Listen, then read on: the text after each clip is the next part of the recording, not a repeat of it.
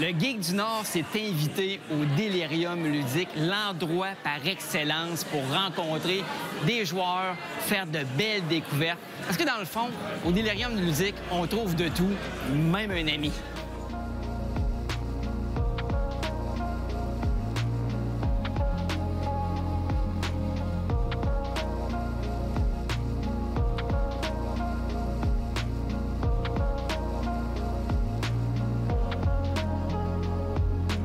Michel, copropriétaire de La Revanche à Québec. Exact. 3 adresses, hein, je pense. 3 adresses. Beauport, le plus récent. Il y a Capitale, le deuxième, et le premier, l'original, à Saint-Roch, depuis 10 ans. Vous êtes commanditaire de l'événement Delirium ludique. Oui. Puis je pense que vous êtes la boutique principale ou la boutique exclusive. Exactement. On est commanditaire diamant, donc le top des commanditaires. Ça fait la 5e année. 5e que vous êtes associé avec l'événement. Qu'on est avec le Delirium, donc depuis les tout débuts. OK. On connaît bien Jean-François, qui est l'organisateur principal. Exact. Ça a été un match dès le début. Il est venu nous voir. Moi, j'ai déjà organisé des événements comme ça, les journées ludiques à l'époque. Fait que je sais ce que c'est faire ça. J'ai déjà la motivation, l'expérience. Fait que redonner en étant cette fois-ci une compagnie qui encourage ce genre d'événement-là. Et là, pendant l'événement, vous avez offert un rabais intéressant, là.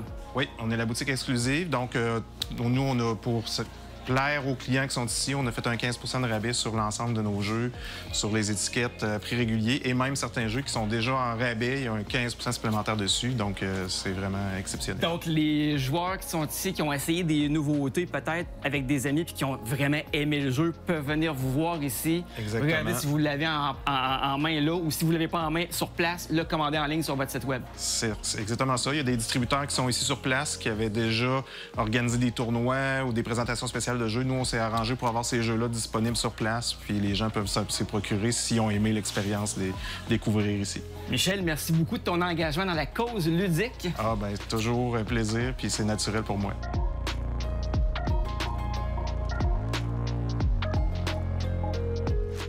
Cédric, on est dans la salle Randolph. Oui. Randolph est commanditaire du Delirium ludique. Oui, exactement. Parle-moi un peu de votre présence ici. OK, bien sûr que là, Randolph, actuellement, qu'est-ce qu'on fait? C'est qu'on accueille des animateurs qui vont aider pendant tout le long du Delirium, principalement la deuxième fin de semaine, à présenter des jeux. Donc, des jeux qu'on aura une petite sélection.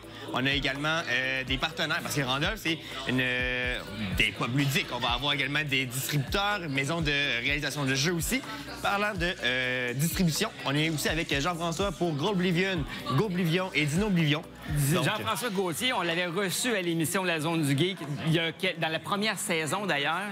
Fait que là, vous allez distribuer certains de ces jeux. Tout à fait. À date de la série, tous les Goblivion et compagnie. On est avec Jean-François, on adore. Il nous a suivis dans plusieurs événements aussi. Et là, vous avez un jeu en vedette, je pensais, Sky Team. Exactement. Peux-tu m'en parler rapidement? Juste ici. Tout le monde connaît un peu l'histoire du commandant Piché avec l'atterrissage incroyable qu'il a réussi à faire. Sky Team reprend l'idée de l'atterrissage. Donc là, tout le monde va incarner pilote-copilote d'un jour. Okay. On est en équipe, mais avec des communications réduites. Donc, jeu de dés, on communique, mais dès que les dés sont jetés, silence radio. Silence radio, OK. On joue chacun son tour, on place les dés à des endroits stratégiques pour réussir à arriver rapidement, mais pas trop, à l'aéroport, que l'avion arrive tranquillement pas vite et que, bien sûr, comme un avion, que les volets soient déployés, les roues soient sorties, que les clignotants soient verts de tous bords, tous côtés. On arrive en douceur et voilà, c'est une victoire. Tous les passagers vont applaudir comme dans le commun des voyages. Mais il peut arriver le pire scénario, c'est un crash. Malheureusement, j'ai passé par-dessus l'aéroport, j'ai atterri sur l'autoroute. J'ai voulu faire un 360 avec mon Boeing, il était trop tôt, ça n'a pas marché. Est-ce que c'est un jeu qui est coopératif ou compétitif? Eh bien, dans un 2 joueurs coopératif, donc il y en a quand même très peu, spécialement conçu pour ça. On joue les dés, il y a une partie de hasard, mais aussi pendant la partie, on peut s'allumer une petite curique de café, on se détasse, ça va nous aider à bonifier nos dés. Les gens qui voudraient aller visiter le pub Randolph, vous êtes situé où à Québec? Donc, à Québec, ça va être la rue Sous-Monde, en face de Fleur de Lys à ce moment-là. C'est l'un parmi tous les Randolph qu'on a, donc un des 8 Randolph disponibles aussi. Quand même. Hey, merci beaucoup, Cédric. Avec grand plaisir.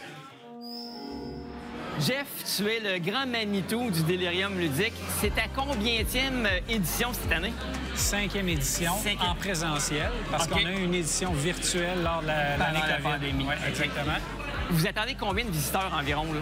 Cette année? Oui. Cette année, on a eu 575 visiteurs. Quand même? Oui, sur 2 week-ends. Parce que cette année, c'était nouveau aussi. On faisait 2 week-ends au lieu d'un seul week-end.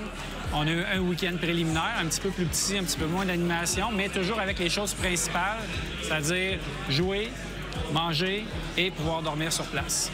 Et là, vous avez des commanditaires, vous avez des boutiques qui vous aident, vous avez des créateurs de jeux ici. Oui. Peux-tu faire un petit wrap-up très rapide?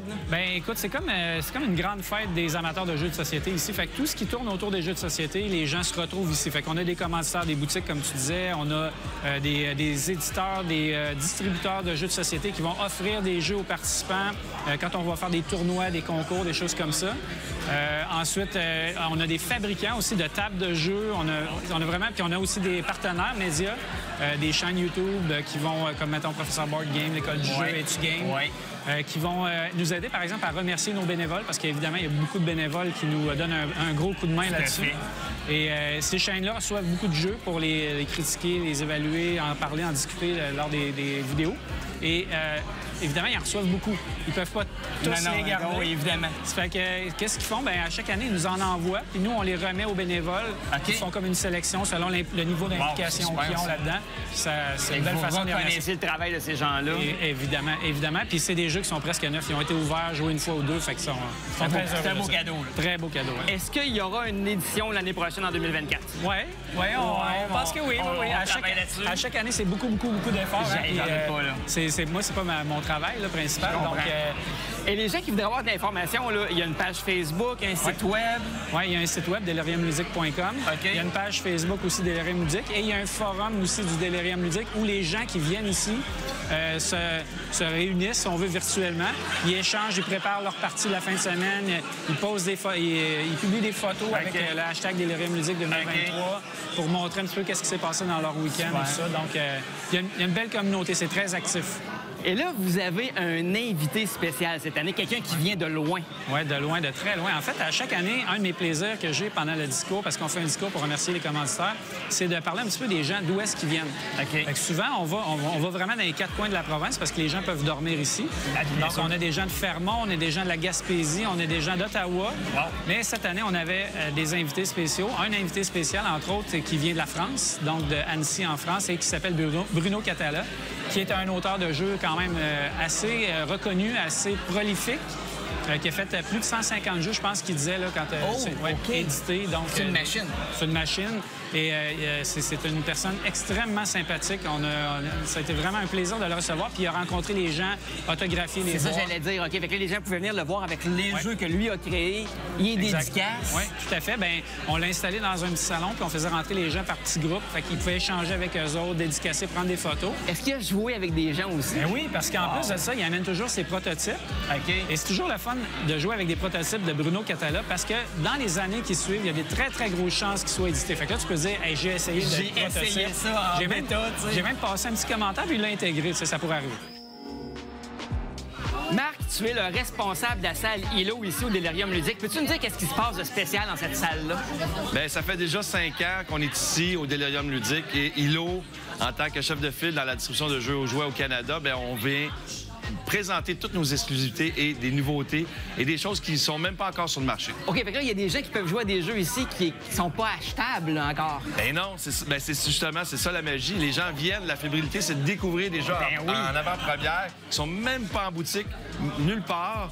Mais qui vont sortir éventuellement. Prochainement, dans les prochains mois ou même prochaines semaines. As-tu des exemples à me montrer? Oui, bien sûr. Il y a justement Mind Up. Mind Up qui s'en vient en novembre, qui va être disponible un peu partout. Et ça a fait fureur. Les gens aiment vraiment ça. C'est un petit jeu de cartes très rapide, très simple. Et les gens, jusqu'à 6 joueurs, vraiment prenant. C'est bon. Super. Un deuxième. After Us, un jeu, évidemment, c'est l'humain a disparu de la planète. Les singes reprennent... On veut pas ça? Non, mais ça pourrait arriver. Mais c'est assez comique parce que les singes reprennent contrôle des objets que les humains ont laissés en arrière. Et là, c'est comment tu vas monter ta tribu de singes à être efficace et bon. Il y a un petit quelque chose de la planète des singes là-dedans. Oui, un petit clin d'œil. Et le dernier et non le moindre que je peux te proposer, c'est Moon River, d'un auteur qui est ici présent, un auteur français. Oui, Bruno Catala. Et voilà, Bruno Catala qui est présent. Bien, Bruno Catala et, évidemment, faut que je me trompe, ici, c'est vraiment avec Johan, son partenaire sont 3. OK. Il y a 3 auteurs ici. Tout à fait. Donc, ce petit jeu-là, il sort la semaine prochaine et c'est vraiment une bombe. Les gens aiment ça. Les commentaires sont bons jusqu'à présent. C'est positif. Les gens adorent, donc ils ont hâte de voir le jeu arriver à la boutique. Marc, un gros merci. Mais de rien. Jacques-Dominique Chénier. Jacques-Dominique, je t'ai déjà reçu à mon émission dans la Zone du Geek. Tu nous avais parlé de Tadoussac, de Nouvelle-France. Mais là, vous avez travaillé... Et là, toi, tu es aussi créateur de New York 1901, sorti en 2015. 2015, c'est Blue Orange. Super. Et là, vous avez travaillé ensemble, vous êtes associés pour proposer un nouveau concept qui s'appelle Hop-In. Pouvez-vous m'en parler de ça? À toi l'honneur. Hop-In, en fait, c'est un principe de jeu basé, c'est ce qu'on appelle un engine building, c'est-à-dire que c'est un jeu où tranquillement les joueurs vont acquérir des nouvelles cartes et éventuellement augmenter leur rapidité, leur puissance sur la route. La thématique, c'est vraiment les voitures anciennes des années 40, 50, 70. Et donc, on a une panoplie de voitures à proposer. Les gens roulent à une certaine vitesse et au fur et à mesure de la partie, vont choisir une voiture plus intéressante, augmenter leur vitesse, avoir plus de capacité pour aller chercher des points de victoire. Un jeu qui va assurément intéresser beaucoup les collectionneurs de voitures, je présume, entre autres. Ceux qui aiment les voitures. On a des voitures des années 40, 50, 60, des européennes, des américaines, des japonaises. Les gens vont reconnaître les modèles. Mais est-ce que ça va nécessiter un travail de recherche? Pour un travail de recherche, quand tu dis recherche, on dirait que c'est un travail dur et compliqué. On s'est fait du fun à choisir des voitures qu'on aimait puis qu'on savait que les gens aimeraient reconnaître et trouver dans le jeu. Alors, c'est un travail de recherche fun. Et comment ça a commencé l'idée de faire un jeu sur ce sujet-là? Ça a peu commencé de mon côté. Je cherchais une thématique que je savais qu'elle allait aller rejoindre le plus de gens possible, qu'elle allait aller me rejoindre parce que, avec Dominique, on sait que quand tu commences à travailler sur un jeu, t'es bon pour 2, 3 ans parfois à le faire, alors tu fais mieux de choisir un thème que t'aimes. Alors, c'est un thème que j'aimais, que Jacques-Dominique aimait, qu'on savait aussi qu'elle allait rejoindre le public. Et là, c'est quoi le futur pour Hop-In? Est-ce qu'on le sait? Bien, c'est sûr que là, présentement, on est à l'étape des tests. Donc, on a une bonne partie de la mécanique de trouver. J'ai travaillé beaucoup, évidemment, sur le prototype. J'aime bien ça quand c'est assez réaliste. Puis, effectivement, on est dans un thème d'automobile, donc je voulais que ça reste quand même assez ludique et assez beau, assez attrayant. Absolument. Donc là, on teste en fin de semaine, on teste dans les prochains week-ends aussi pour éventuellement pouvoir aller vers les éditeurs. Ça va être la prochaine étape, mais quand on va l'avoir vraiment bien roulé, sans faire de jeu de mots avec le thème des autos.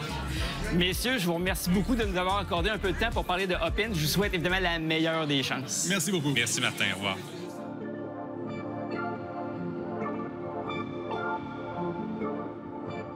Le délirium ludique, c'est vraiment une affaire de famille. D'ailleurs, à côté de moi, à la table, on peut voir Jeff avec son épouse Nathalie et leur fille Juliette en train de jouer à Hit. Écoute, en terminant, là, je vais te remercier de nous accueillir. J'allais dire chez toi, mais on peut presque dire chez toi. Après 5 ans, c'est pas mal chez moi. Mon deuxième chez moi. C'est ça. Merci beaucoup, Jeff. Ça me fait plaisir. Merci.